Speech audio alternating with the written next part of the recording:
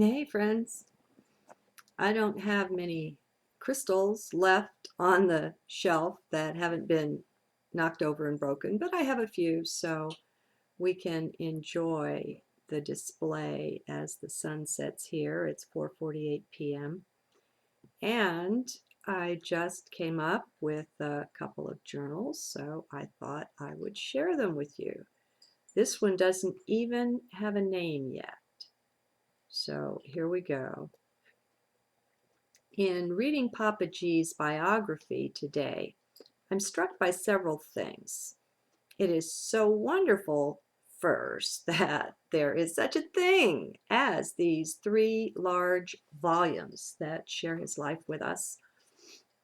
I am transported again and again by what I find here and taken aback too, as today. He shared some words of Ramana Maharshi.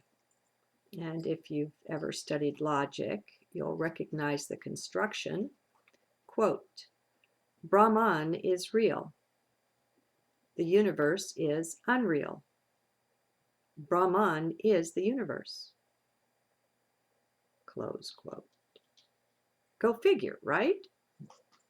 It is that beautiful non-duality at work, and I am so glad I have experience of this so that I can see into it, at least partially.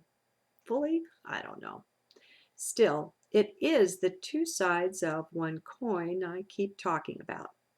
That which seems opposed, dual, even opposite in the world, taken within, moved from the head to the heart, can be seen to be just one. It is more like two aspects of the same one. Papaji clears it up better than this in a later paragraph, though. First, he said one way to answer this is that he doesn't see any world.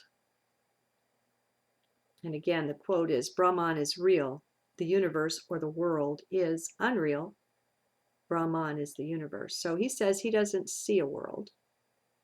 Now, this is perhaps not so accessible to most. But then he says this, quote, you can see the world as real as Brahman. Or like the Buddha, you can say it is not there at all. He never saw anything. Both statements are equally true, but this is very hard to understand. The world is real because it is Brahman, not because it appears as names and forms. It is the names and forms that never existed. Close quote. Does this work for you? If you stay out of the mind, it may do. Everywhere I have mentioned both sides of the coin, this is what I was pointing to, the inner ability to still see things as whole. There is no intention in it to see things as whole or anything else. One just sees it like that. Mind can help and be supportive at times. Once it accepts its new place in the back seat, firmly ousted from the driver's position forever, it can join in. In this case, mind knows that everything is but one. All there is the one. This supports not seeing things with dual vision. Papaji speaks of staying away from thoughts, of ever keeping the awareness on Brahman, which I naturally translate as heart, or we could call it source. He says, nothing ever existed is the ultimate truth. And he even capitalized ultimate and truth. And then he says this, remove the mirror, there will be no reflection. I love that one. You can dive deep into it. The world is the mirror. In it, we see but the self. And many have said this in different ways, including Dimitri Halley and even me. Anyone who understands projection has seen into this. Remembering that nothing is separate from anything else also helps. I love how the mind can support such things. I'll be pointing that out. He says further in his diary, he has 3 points. 1, fix your mind on the source. 2, give up all desires. 3, do not look at any thing, and thing he has in all caps. The closing sentence here is, what is seen does not exist. Do not think about the world. Close quote. These are notes to himself. As far as we know, he never intended to share these, so we can view them as his own private meditations, his journals. They are so beautiful to me. When you read them from heart, are they not beautiful? Are you ready to surrender like this? Can we let the world and all things in it go? Can you abandon them and just sit still within, eyes upon source? This will shift the definition of I. I has been seen as an individual born into a world who comes and goes in various births through time. Now this, too, is seen as unreal. What then of I? Another quote from Papaji. A million desires have taken the form of I. Drop all desires. Let's see, chase some more rainbows here. Yeah, they're just kind of scarce now. Oh, well, it is what it is. Drop all desires. Mind cannot see the absolute. When thoughts vanish, self, capital S, is revealed. Close quote.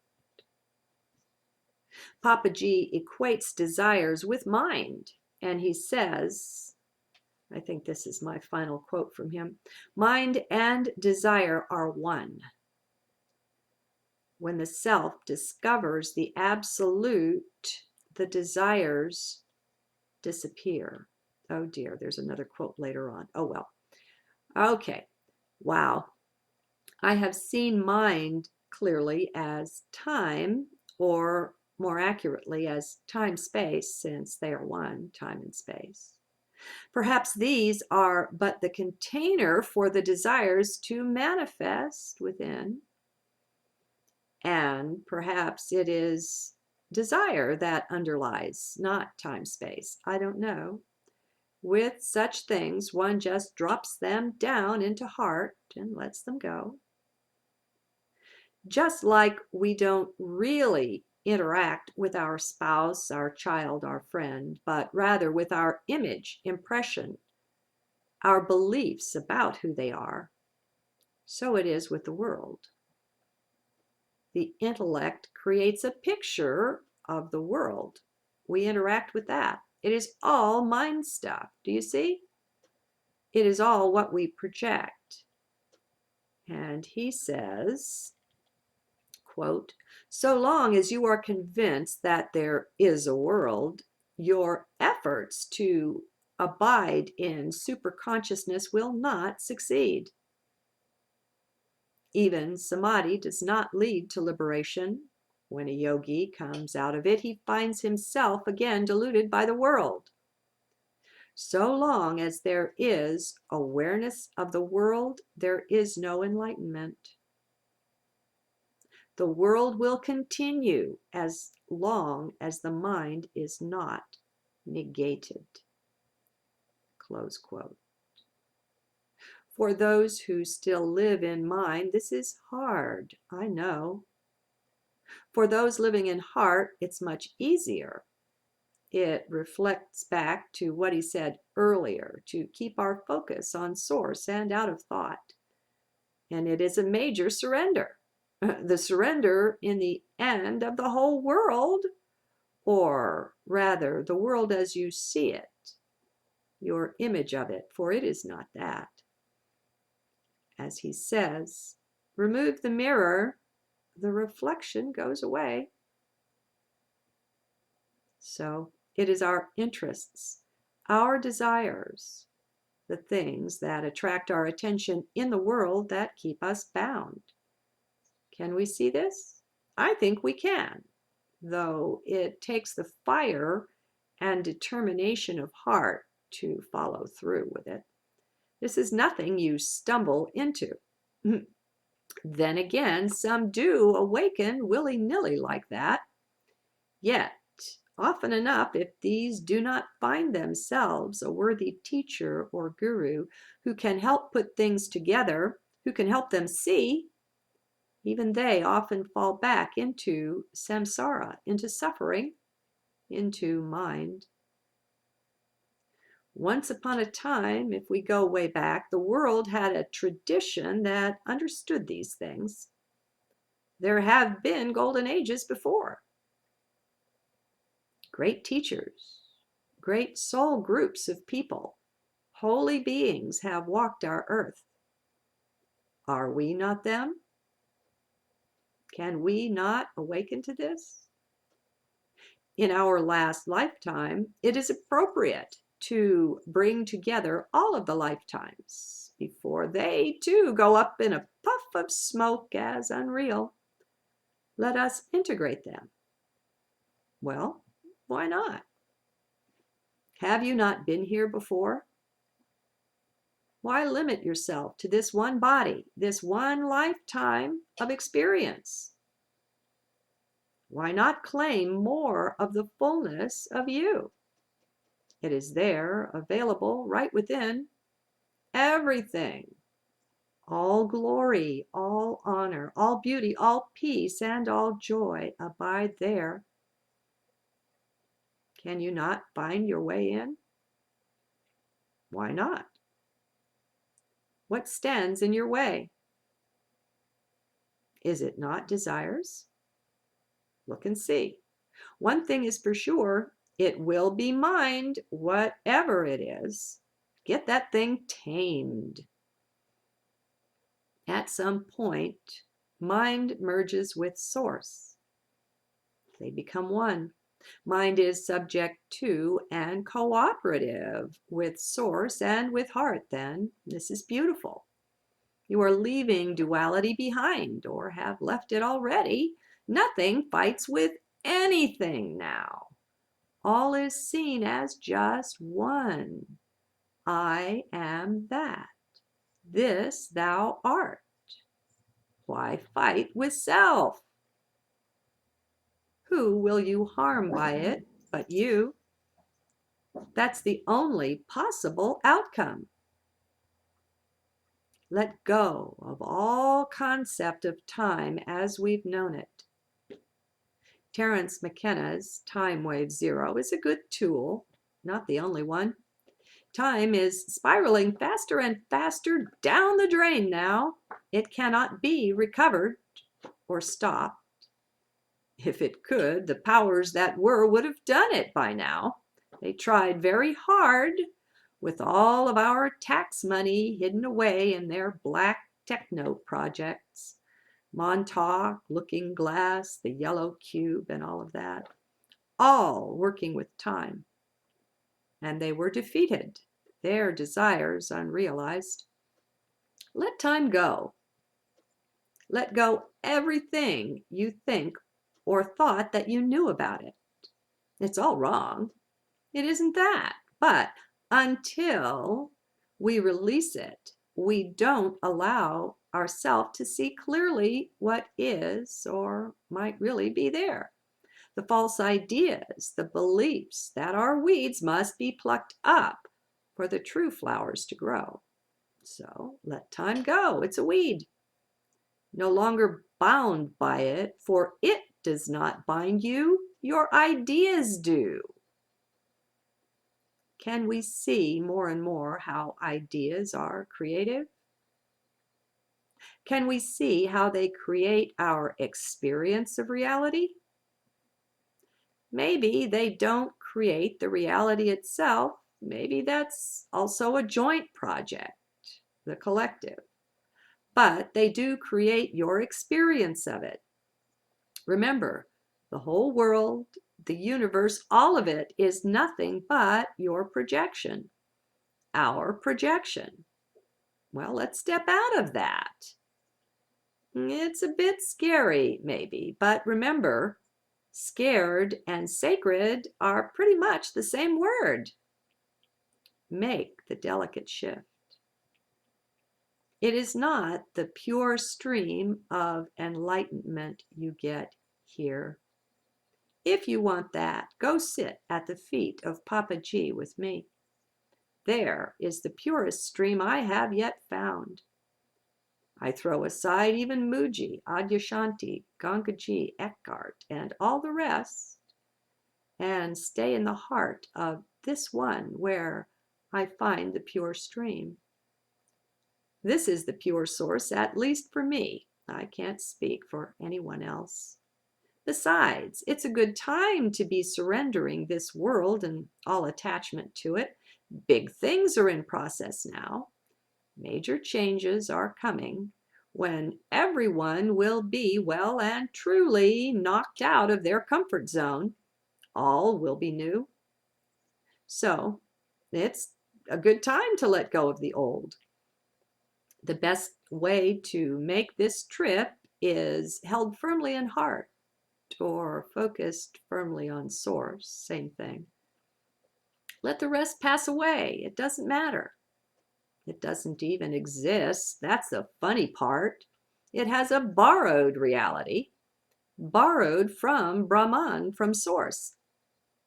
On its own, it's nothingness. It is empty, unreal. Just as you were never born, nor was it. It was all just an appearance, just a playground that appeared for a while. Now it's going away, or it's shifting, morphing into who knows what, nor into nothing. That is fine too. Is it fine with you? Let everything go, my friends. The trip, the journey will be so much easier for you. You won't be afraid, and heck, you may even have fun. Sure, it's a complete shift. I know that. Mow the world down now while you still can, for very soon it will be mowed down for you, and in this you'll have nothing to say. Let us process all fear first and foremost. That's the biggest impediment along the way.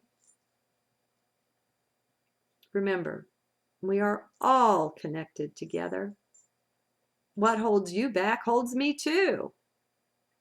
So, in the midst of processing all of the fear, you can also adopt me as you, as all one big family. All are our brethren. Even more, all are just you. If you know that, if you plant that beautiful seed in your belief garden, one day you will witness the flowers of that. We must let go. But to let go, mind first wants to know what will replace what it now has. This is not permitted. It is not real. Mind must be made to let go and have simply nothing to hold on to. Mind, in the way it has known itself, must simply lay down and die. It will not rise again. What rises in its place, it would not recognize. So, let us all keep a watchful eye upon mind. Mind is the trickster supreme. There are so many tricks up its sleeve, in its bag, so watch out. The more our focus is inward, no more looking out at the world, the less likely is mind to succeed in its tricks. That's how it once got us and kept us in thrall, you see. On the waves of our attention pointed out there, to an out there that didn't really exist. Oh, what fun it had with us. We were always the patsy in whatever game we played without even knowing it. Now, there are stories and stories and stories we have told ourselves about what is real. If they partake of the world, they must cease. Are there good guys? Are there bad guys? Is there some war or another going on? Oh, really? Are you sure? And how real is that? Remember, in the East, the definition for what is real is quite different from that in the West, where we take the results of our senses, the microscopes and all that, to be real. In the East, to be real, something, excuse me, kitties, quit already. In the East, to be real, something must be eternal, never wavering. Thus, in the East, what comes and goes has no lasting reality. It is not real.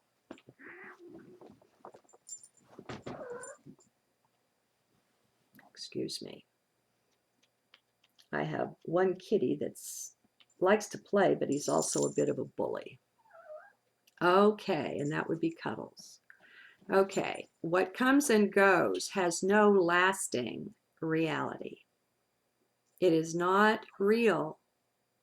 That includes all the bodies, all the trees, all the living things. They are not eternal, which is the mark of reality there, as I understand it. It must be unchanging. Do you doubt that this level exists? How could source be something that is transitory? Where do you find your home, your origin, your resting place, but in that? Can you trace your way back that far? You can, but to do so, you must let go of simply everything, all that you had held to be real before. What comes to mind is the Aesop's fable of the little boy that reaches into the big jar, and there's something rather sizable that he grabs a hold of that's in there, but he can't pull it out. His hand and that are too big for the mouth of the jar, so we must let go. It's a new garden that we're planting now. All is one, and source is that. We are one with and in that. That is our true reality. The drop of rain falls down into the ocean, never more to be found as a drop again. Can we let go? It's all one big letting go in a way. That's a valid perspective. Not the only one, of course. Keeping a flexible perspective is very useful. Not being attached to just one or another way of viewing, to just one angle.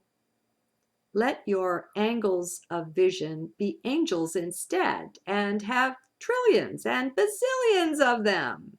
Well, and why not? What is so great about the way you conceive of things now? Could that not do with a bit of expansion?